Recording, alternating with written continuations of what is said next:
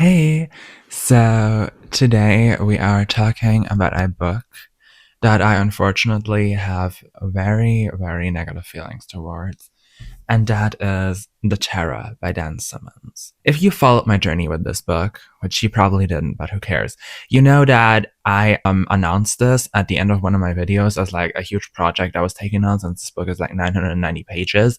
Then a few days later, I actually posted a short where I said I DNF'd this because it was really boring.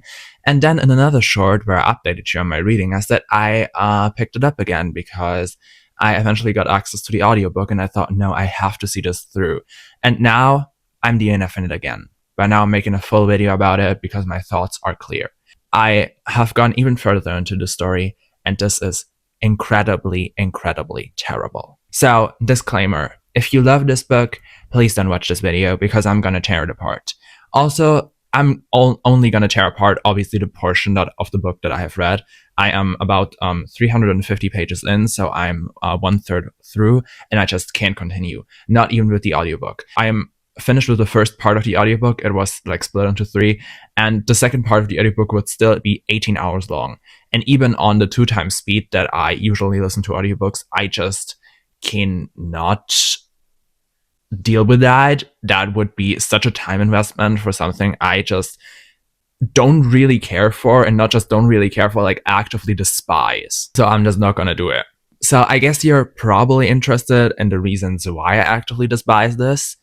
And I'm definitely gonna tell you that. This is obviously a retelling of this expedition under Sir John Franklin that set out to discover the Northwest Passage to make like a viable trade route that wouldn't go all through Africa, which was like a huge concern in the 19th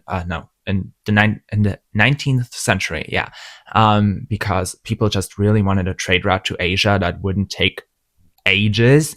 And back then, they thought that it was definitely viable to go up there through the polar zone. But this expedition essentially gets stuck on the ice, and it can't free itself. Also, this really happened. This is based on a real expedition. And the thing is, in here, the ships are stuck and they are attacked by some vicious creature. This is definitely like thought to be like some kind of like nature is taking its revenge on the people for being brutal type stuff. But I just don't know exactly what purpose it serves. This is like one of my first complaints with this book, because in the original accounts, there is nothing like that creature. And I just don't get it, because this wants to seem extremely historically accurate.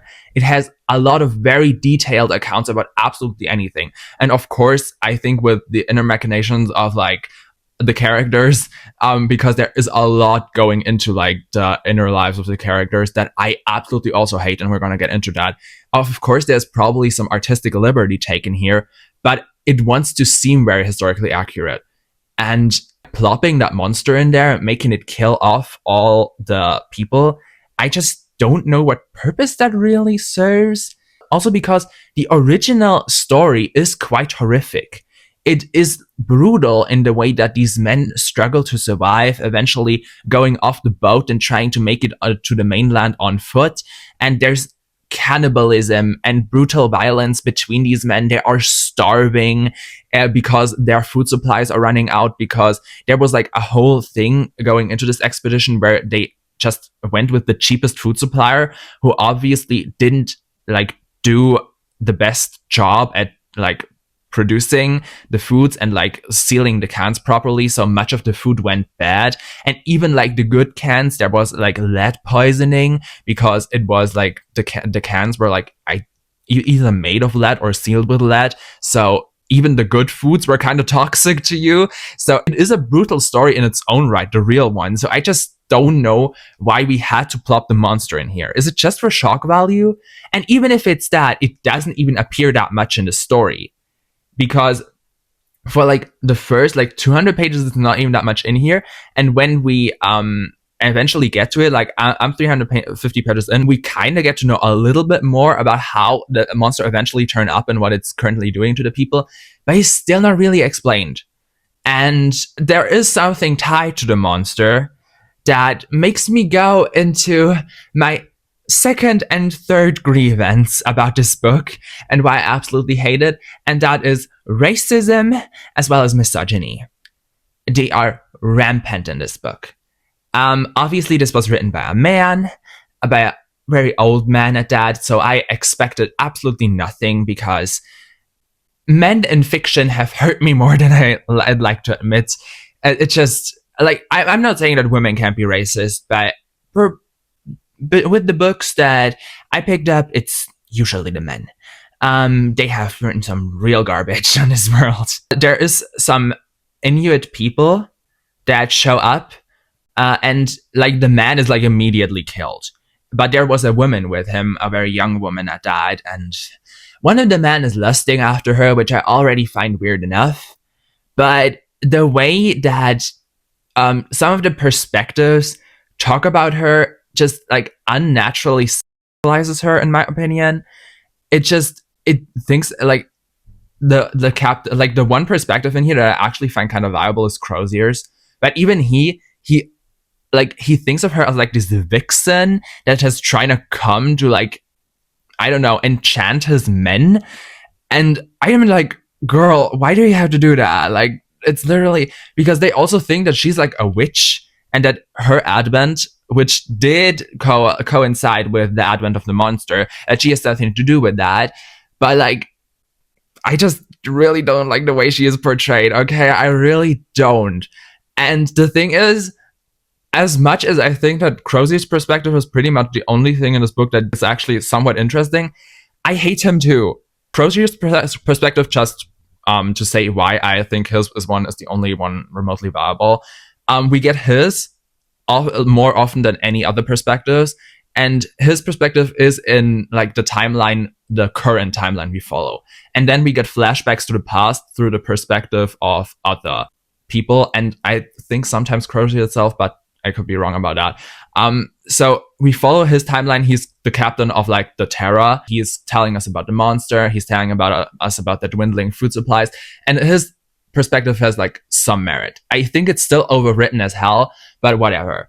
But the other perspectives are terrible. This book has incredibly long chapters, which is one thing, and I would like tolerate the other perspectives if they at least were like short, but no, they are just as long as like the main chapters in Crozier's perspective, like 30 to 50 pages of total rambling that has nothing to do with the story. It's just always like some background info. Like we get one, like the first, like not main chapter is out of Search on Franklin's perspective, and he's going on so long about this expedition he once led, where also racism and misogyny again.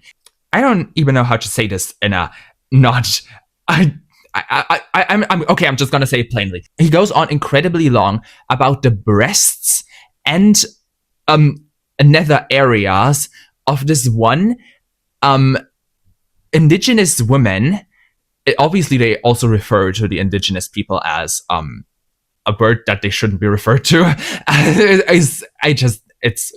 I know that people like to claim that there's something as period appropriate racism in books, but this is overkill. I really don't like this. He's telling us so long about this woman's body and about what she apparently did to the men, and that she's just this beast of energy, and I couldn't stand that. Like, it's so objectifying, it's so dehumanizing even. Like, he only sees her as this object who has come to like do it with his men.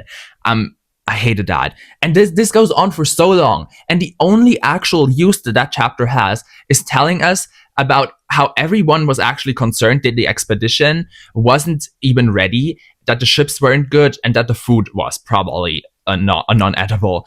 And okay, you could have told us in a way shorter way, and you didn't need to go on about the indigenous women. You really didn't need to do that. That goes on. We get other perspectives. My most hated perspective, I think, is Good Sir. He's so boring. So boring. I can't even exclaim how boring he is. I think Crozier's perspective was always like a highlight because we at least get a little momentum in the story. But then, near the end of where I stopped, Crozier's perspective suddenly also goes into a flashback. And it's about how he was on an expedition to the South Pole. And at that time, Search on Franklin was the governor of like a colony in either Australia or New Zealand. I don't exactly know anymore. And when he got back, they stopped at that colony, and he got it on with Sir John Franklin's daughter. And it's like there's a literal 5-page long scene in here. And I was like crying and screaming in agony when I read that, because that was way too much for me. Like please, men, if you like it so much, why can't you write better scenes? It was horrifying, like the way that his stuff was described. I'm probably gonna put a quote out of this on the thumbnail, but the quote: "His endless orgasm at the platypus pond is something that will never escape my mind," and I'm not sure how to deal with it. Okay, I had notes for this book on my phone. The way that the first notes were the Jeffree Star racism video thumbnail, and then I said, why is his ... described so much? Should tell you everything about how I hate on this book. It's literally, I didn't even take a single note on the plot because it was so it was so not my issue, and everything else I just hated. And like going on to the plot, okay, it was boring. I already told you that I basically only quote his perspective, but I think you really need to read this yourself, and I wouldn't recommend to do that, but like still, to really get how slow the pacing is. It's not even a slow burn because there's no burn there. The fire has been out for 500 years and we are in an ice age. It's crazy. This was absolutely dreadful, okay? And I originally wanted to do a video comparing this to Alma Katsu's The Hunger, and how I thought it was a much better book, even though at that point I only was like 100 pages in, and I already hated it, but I didn't hate it enough to like eventually put it down completely. And I can't even do that. You're just getting this rambly ass rant review from me, because like not even a review, because I actually like didn't finish it. Also, have you heard that Goodreads is actually getting a new function where they are adding a DNF shelf? Which I love, because why didn't you have that before and like all the time it existed? But anyways, like this is so terrible. And like I always heard that this was really good. I always hear of Dan Simmons as like this great writer. I think people love Hyperion. I am not gonna pick that up because high sci-fi is not my thing at all. Like sci-fi in general is very not my thing. And like I think that people love Summer of Night. I have that even. I have this really cool German special edition. And then people like also seem to like this. And like from the premise, this sounds so up my alley. I am not like really one for historical stuff, but I do like a few historical tragedies, and the Franklin expedition is one of them. And like putting the monster in there like wasn't even my concern, because I usually like that too. But like reading it, the monster felt like a nonsensical inclusion. The plot didn't move forward. There's objectification of white women, indigenous women, and just women in general, and racism against the indigenous ones. Like, ugh, absolutely dreadful. I just don't know what people are seeing in this. Like, do you really enjoy reading a 990-page book and getting nothing out of it because there is like 3 pages of plot stretched out onto 300? People tell me, please. Anyway, I probably didn't even get to all my thoughts on this book, because as soon as I'm thinking about it, I'm getting white hot raging, okay? I hope you enjoyed me getting absolutely brutal again. I'm sorry that my follow-up video to my video that has the most well done right now, which is the Wuthering Heights video, is like something like this.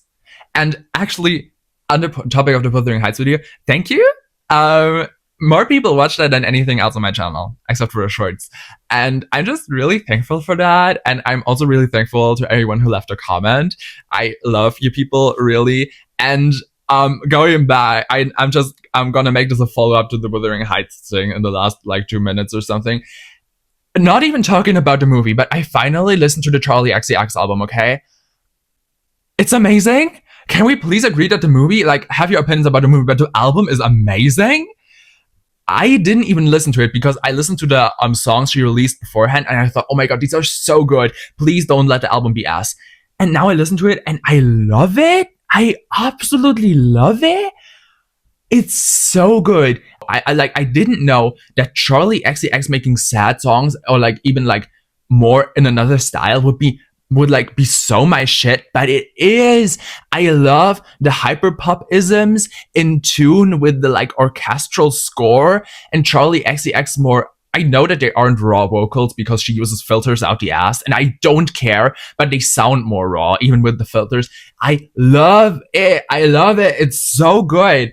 I'm obsessed. Okay, I'm obsessed. So have your thoughts on the movie, like whatever. But I am defending that album to my death. Anyways, I hope you enjoyed this video, and thank you for everyone who watched. Just literally, I love all you people, and I hope I see you in another video. Bye!